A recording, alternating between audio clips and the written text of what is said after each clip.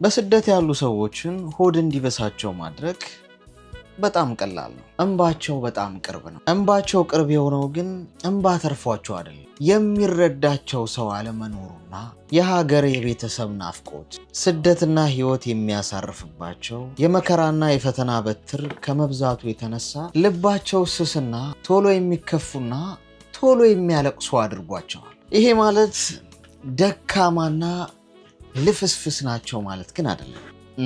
በስደት እንደሚኖር ሰው ጠንካራና ህይወትን ፊት ለፊት እየተጋፈጠ እያሸነፈ የሚኖር ሰው የለም። በዛው ልክም ደግሞ ብዙ የሚጎዳ ብዙ የሚያዝን የኔ በሚላቸው ሰዎች ጭምር በብዙ የሚሰበር እንደ ስደተኛ የትም የለም።